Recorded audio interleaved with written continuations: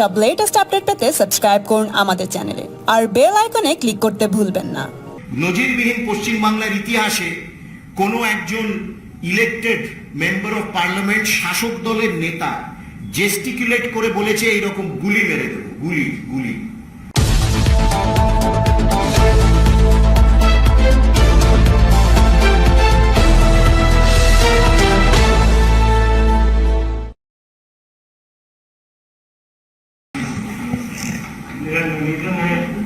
मेरा निवेदन है माननीय डॉक्टर अनिर्बान गांगुली जी से आपको संबोधित करें। নমস্কার। এখানে ভিডিওতে পরিষ্কারভাবে ফুটেজগুলোতে দেখা গেল যে এই এই ছবিগুলো, সেইখানে ফুটেজ আছে এই ছবিগুলো, এবং একাধিক জায়গায় আমরা দেখছি যে পুলিশ যারা তারা পাথর ফেলছে, ঢিল ফেলছে। অর্থাৎ প্রথম কথাটা হলো যে কোন পুলিশের ম্যানুয়ালে লেখা আছে যে কোনো ডেমোক্রেটিক গণতান্ত্রিক পদ্ধতিতে প্রতিবাদ সভা বা প্রতিবাদ মিছিলকে ঢিল মেরে বন্ধ করার চেষ্টা। এবং এটা কালকে দেখা গেছে, 13 তারিখ দেখা গেছে যে আনপ্রোভোকড লাঠিচার্জ, এবং বিশেষ করে MG road, Mahatma Gandhi road এবং কলেজ স্কোয়ার থেকে যে মিছিল আসছিল ভারতীয় জনতা পার্টির, সেই মিছিলে আনপ্রোভোকড লাঠিচার্জ এবং সেখানে ঢিল ছোড়া, এবং একাধিক বাড়ির ছাদ থেকে, এমজি রোডের চারপাশে যে বাড়ি, একাধিক বাড়ির ছাদ থেকে খালি মদের বোতল, কাঁচ, এই সব জাতীয় সব জিনিস ফেলা হয়েছে যারা মিছিল, যারা আন্দোলনকারী তাদের উপর উদ্দেশ্য করে। এবং সেখানে একেবারে ছত্রভঙ্গ হলো। একাধিক জায়গায় আমি নিজে সাক্ষী, এবং সেই ছবিও দেখানো হয়েছে যে 6 জন, কোনো মহিলা পুলিশ ছিল না। আজকে মহিলা পুলিশ কি করতে পারে না করতে পারে সেই নিয়ে খুব হাসি ঠাট্টা টিটকিরি করছে তৃণমূল কংগ্রেস, কিন্তু প্রকাশ্যে দেখা গেছে সেদিনকে পুলিশ, কোনো মহিলা পুলিশ চত্বরে নেই। 6 জন মিলে একজন মহিলা কর্মীকে বেধড়ক লাঠি দিয়ে প্রহার করছে, এবং একটা জায়গায় না একাধিক জায়গায় এই জিনিস হয়েছে। এবং কথাটা হলো যে পুলিশ, আগেও দেখা গেছে যে পুলিশ যখন লাঠিচার্জ করেছে, পুলিশের মধ্যে দাঁড়িয়ে রয়েছে পুলিশের উর্দি পরা তৃণমূল কংগ্রেসের ক্যাডার। সেই জন্য পরিষ্কারভাবে বোঝা যাচ্ছে যে খুব সুপরিকল্পিতভাবে চেষ্টা করা হয়েছে যাতে একটি অরাজকতা সৃষ্টি হয়, অরাজকতা ছড়িয়ে যায় এবং একটি হাতাহাতি হয়। এবং তার জন্যে, কেন না হলে খালি মদের বোতল, কাঁচ, ঢিল, এ তো কোনো পুলিশ ব্যবহার করে না, ঢিলগুলো এলো কোত্থেকে? এবং সেই জন্য আবার প্রশ্ন করা হচ্ছে যে কোন ম্যানুয়ালে রয়েছে যে কোনো প্রতিবাদ সভা, গণতান্ত্রিক পদ্ধতিতে ডাকা প্রতিবাদ সভাকে ঢিল মেরে, কাঁচ মেরে, কাঁচের বোতল মেরে, মদের বোতল মেরে সেটাকে একেবারে ডিসিপেট করতে হয়। এই একটা বিষয়। অনেক বিষয় রয়েছে। কালকে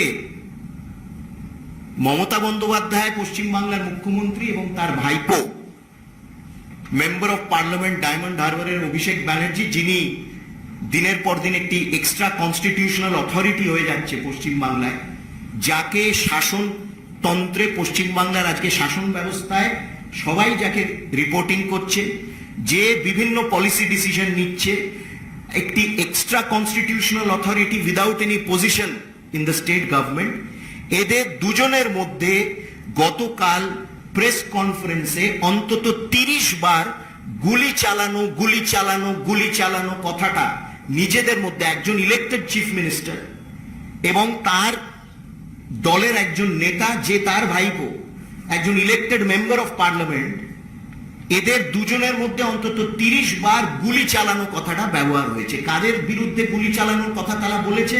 তারা বলেছে তাদের বিরুদ্ধে যারা গণতান্ত্রিক প্রক্রিয়াতে, গণতান্ত্রিকভাবে একটি পলিটিক্যাল প্রোটেস্টের অংশীদার, তারা হলে তাদেরকে গুলি মেরে দিত।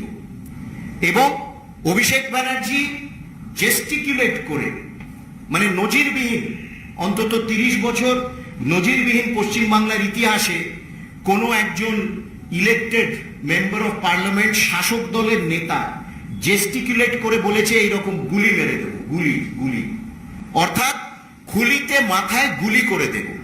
কিছুদিন আগে বলেছিলেন যে 6 মাসের মধ্যে নতুন তৃণমূল কংগ্রেস দেখা যাবে। তাহলে আমরা বুঝতে পারছি যে নতুন তৃণমূল কংগ্রেস কি ধরনের তৃণমূল কংগ্রেস। একটি ফ্যাসিস্ট দল, ফাঁসিবাদী মানসিকতা, একেবারে এমন মানসিকতা যে গণতন্ত্র, ভারতের সংবিধান এবং গণতান্ত্রিক প্রক্রিয়াতে কোনো রকম বিশ্বাস এবং আস্থা নেই। এবং অভিষেক ব্যানার্জির এই যে জেস্চার গুলি করে দেবো, গুলি করে দেব, মনে করিয়ে দিল পলপট। পলপট ছিলেন একজন ডিক্টেটর যে তারই দেশের প্রায় 30 লক্ষ মানুষকে মাথায় গুলি করে সেই মাথার খুলির পাহাড় তৈরি করতেন। এ ছিল পলপট। এবং নতুন প্রজন্মের পলপট আমরা দেখতে পাচ্ছি। এবং এর জবাব মানুষ দেবে। মানুষের জবাব যথা সময় পশ্চিমবাংলার মানুষ দেবে। আমাদের গণতান্ত্রিক সংঘর্ষ জারি থাকবে। এবং এখানে একটা প্রশ্ন করতে চাই যে জুন মাসে যখন জাতীয় সড়ক নবান্ন 24 তলা থেকে দেখা যাচ্ছিল, সেই জাতীয় সড়ক যখন জুন মাসে 16 ঘন্টা ধরে জাতীয় সড়ক আটকে রাখা হল এবং জাতীয় সড়কের চারপাশে পাঁচলা থেকে উলুবেড়িয়া বিস্তীর্ণ এলাকা, হাওড়ার বিস্তীর্ণ এলাকা ধরে তাণ্ডব চালানো হলো, বিভিন্ন দোকানপাট লুট হলো, জ্বালিয়ে দেওয়া হলো, ঘরবাড়ি জ্বালিয়ে দেওয়া হলো, ভারতীয় জনতা পার্টি উলুবেড়িয়ার সাংগঠনিক কার্যালয় জ্বালিয়ে দেওয়া হলো, বেতুয়া দৌড়িতে একের পর এক দোকান জ্বালিয়ে দেওয়া হলো, বেলডাঙাতে একেবারে উচ্ছৃঙ্খল ভাবে সেখানে লুটপাট হলো। কালিয়াচকে যখন পুলিশ স্টেশন জ্বলল 2016 সালে, তখন তো কারুর মনে হয়নি যে গুলি গুলি গুলি, তখন কারুর মনে হয়নি নাকি এই গুলিটা শুধুমাত্র একটি দল এবং তার কর্মীদের জন্য রিজার্ভ? এই প্রশ্নগুলো থেকে যাচ্ছে এবং একেবারে অগণতান্ত্রিক, ডিক্টেটোরিয়াল, ফ্যাসিস্ট মেন্টালিটি। আগে বলেছি, প্রকাশ্যে কালকে অভিষেক ব্যানার্জির বক্তব্যে এবং মুখ্যমন্ত্রী, পশ্চিমবাংলার নির্বাচিত মুখ্যমন্ত্রীর বক্তব্যে অসহিষ্ণু ফ্যাসিবাদী মানসিকতা কালকে প্রকাশ্যে এলো। হিন্দি में बोलना जी तो एक है कि हिंदी में पहले बोल, हाँ जी। कल जो हमने अभी दिखाया है कि ये तो प्रश्न हमको पूछना ही चाहिए कि पुलिस के कौन से मैन्युअल में है कि आप पुलिस भी पथराव करके एक डेमोक्रेटिक प्रोटेस्ट मीटिंग को भंग करेंगे। ये कौन से मैन्युअल में है, ये हम पूछना चाहते हैं पुलिस को। पश्चिम बंगाल के जो पुलिस है, पुलिस तंत्र है, संपूर्ण तरीके से एकदम राजनीतिकरण हुआ है इनका। न सिर्फ पथराव, पुलिस, पश्चिम बंगाल के पुलिस आकर भारतीय जनता पार्टी के जो ऑफिस है, वो ऑफिस में आकर भी कार्यकर्ताओं को वहां पीटा इस प्रोसेशन के बाद। और कई इंटरसेक्शन में, सौमित्र जी बताएंगे, कई इंटरसेक्शन में ऐसा भी हुआ है कि छत से पत्थर फेंका गया, छत से दारू का जो खाली बोतलें हैं, कांच है, ये भी फेंका गया है लोगों के ऊपर जो वहां चल रहे थे भारतीय जनता पार्टी के कार्यकर्ताओं के ऊपर।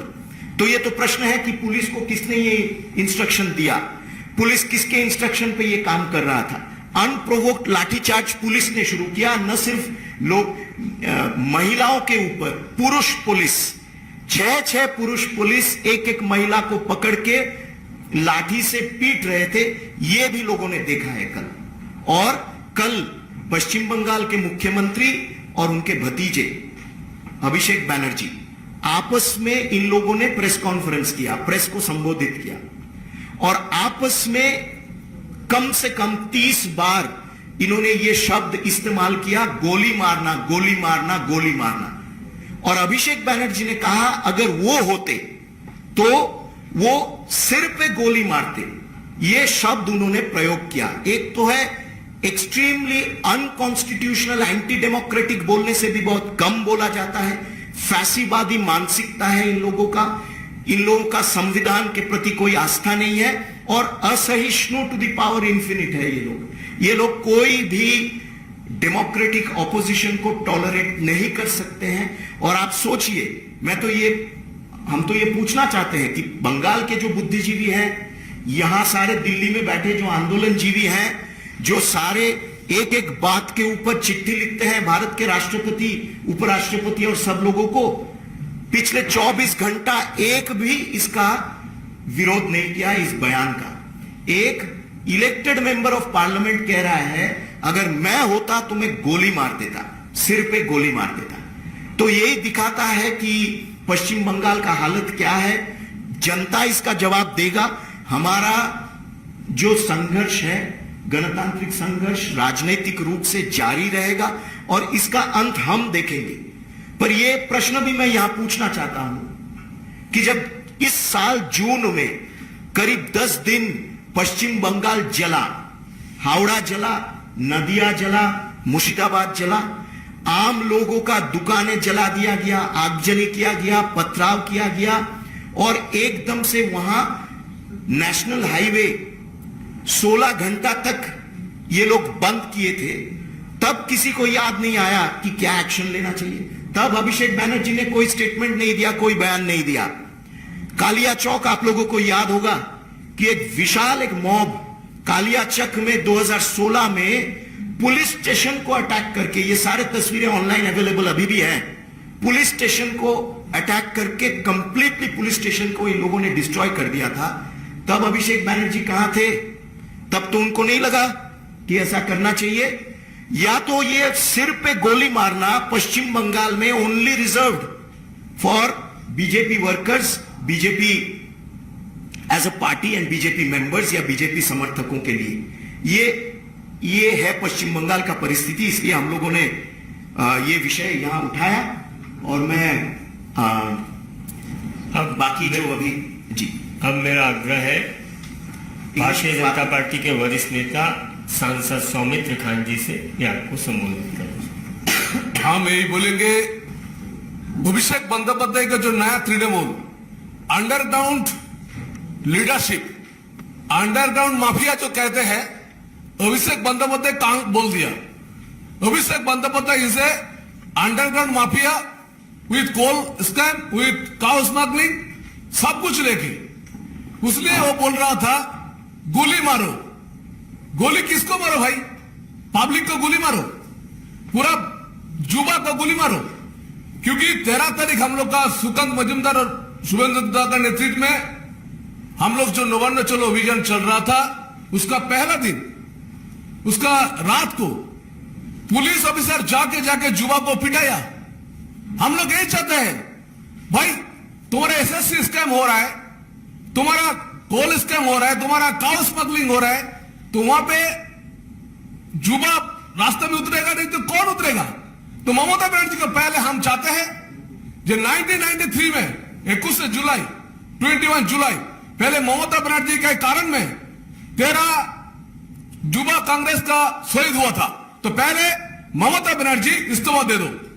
उसके बाद रिजाइन जो घटना घटी थी उसके लिए ममता बनर्जी को इस्तीफा देना चाहिए था, क्योंकि उस दिन कोलकाता में बहुत सारे बास चला। फिर भी उसके बाद 2006 में पश्चिम बंगाल विधानसभा में ममता बनर्जी ने तोड़फोड़ किया, उसके लिए ममता बनर्जी को इस्तीफा देना चाहिए था। मैं अभिषेक बनर्जी को बोलना चाहता हूं, जहां हम लोग जानते हैं पश्चिम बंगाल का जनता जात माफिया है, उसलिए आप दुबई जाते हैं, उसलिए आप बार बार नेपाल जाते हैं, आप गैंगटॉक जाते हैं अंडरग्राउंड के साथ एडजस्ट करने के लिए, पूरा भारत को तोड़ने के लिए। लेकिन आप गोली मारो बोल के पुलिस को बोल रहे हैं आप गोली मारो। अरे पुलिस को, आपका तृणमूल कांग्रेस को काल आपको पूरा भारत को जानना चाहिए। पूरा टीएमसी जितने सारे केडर थे, 1000 केडर को काल टीएमसी केडर को पुलिस ने पुलिस ड्रेस दे दिए थे बीजेपी कार्यकर्ता को अत्याचार करने के लिए। एमजी रोड से हमारा लीडर होनीबंदा और हमारा जबर जी ने कहा है, जेएमजी रोड हावड़ा में ऊपर से दारू का बोतल फेंक किया। हावड़ा में मैंने था 17 में। अरे भाई कभी देखा है नेशनल हाईवे के ऊपर जेसीबी चला के उसको तोड़ फोड़ करके स्टील लगाने के लिए? जैसे हम लोग टेररिस्ट है, पुलिस बोल रहा है भाई भारतीय जनता पार्टी का टेररिस्ट जुआर है, ये क्या बात है? तो आज जो घटना घटी, तृणमूल कांग्रेस ने शुभेंदु दा के ऊपर और सुकांत दा के ऊपर अटैक करने वाले थे। उसने महिला देखे, वो बोल रहा था महिला देखे कुछ घटना घटने के लिए वो तैयार कर रहा था, लेकिन हम लोग को पता चल गया था। इसलिए under mafia Abhishek Bandopadhyay he is the most under mafia leader है, उसलिए डूबा जाता है। वो चाहते हैं पूरा बंगाल को खत्म करने के लिए, जो ममता बनर्जी 10 साल में हमारा पूरा बंगाल को पीछे कर दिया। एसएससी जो एग्जाम था वो भी पीछे कर दिया, सब कुछ खत्म कर दिया, पूरा भारत का मिलती है। चलिए रास्ता नमिए, ममता बनर्जी का 100% झूठे बात बोलती है। अब आपके जो भी प्रश्न हो डॉक्टर अनिर्बान गांगुली जी उनका जवाब देंगे।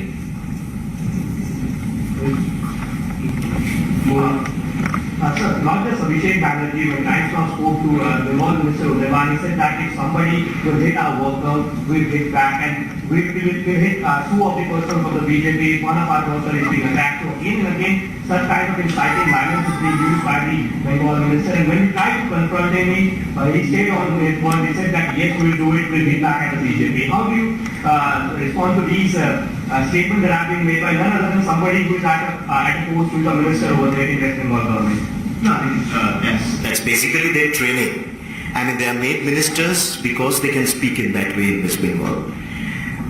The point is, on 2nd May, even without anyone hitting them, they killed, maimed, hit our workers. So they don't need an excuse. They just go out and hit. That's the training that they have, and 13th September was one more day when we saw what they could do. So it's nothing new.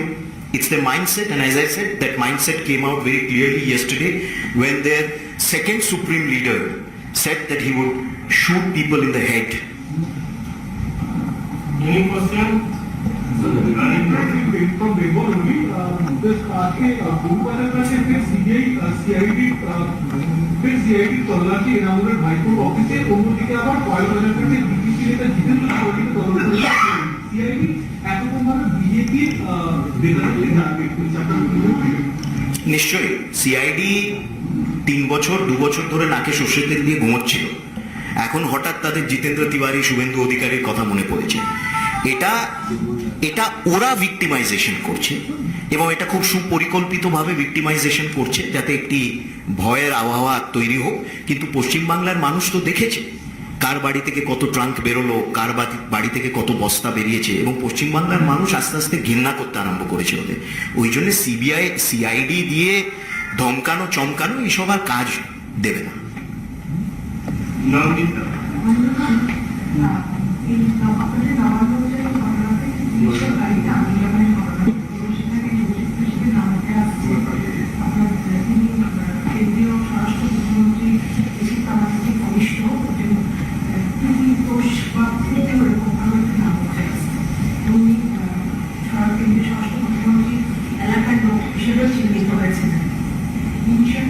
না, এলাকার লোক তো অনেকের এলাকায় অনেকে থাকতে পারে, তো তারা ইনভেস্টিগেশন করুক না, আমরা তো বলছি ইনভেস্টিগেশন করুক।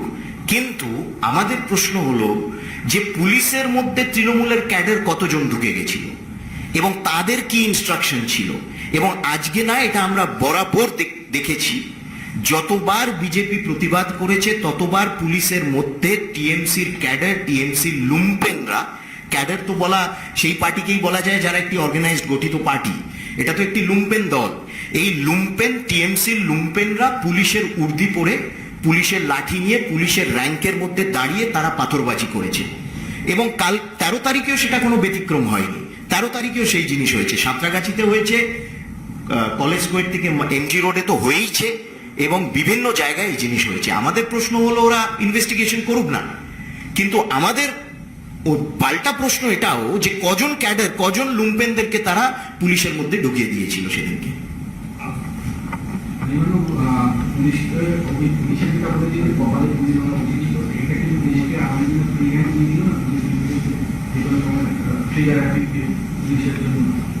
নিশ্চয়ই নিশ্চয়ই, এবং এটা হলো ইঙ্গিত, এটা হলো একটি মানে হিটলেরিয়ান স্ট্যালিনিস্ট ওয়ার্নিং তারা বিজেপিকে দিচ্ছে যে আগামী দিনে তোমরা যদি ভাবো যে কলকাতার পথে ঘাটে আবার আন্দোলনে নামবে, তোমাদেরকে এই করা হবে, মাথায় গুলি করা হবে। সেই জন্য বলেছি it is a combination of Hitler, Stalin, Himmler এবং পলপট।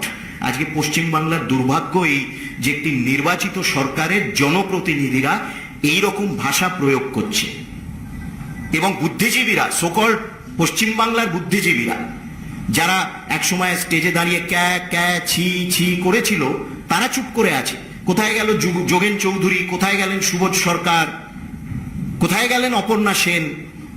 তারা তো সব চুপ করে আছে। 24 ঘন্টা অতিক্রম হয়ে গেল, তাদের তো কোনো প্রতিবাদ শোনা যাচ্ছে না যে মাথায় গুলি করে, কিংবা তারাও মানে যে হ্যাঁ বিজেপির লোকেরা হলে তাদের মাথায় গুলি করতে হবে।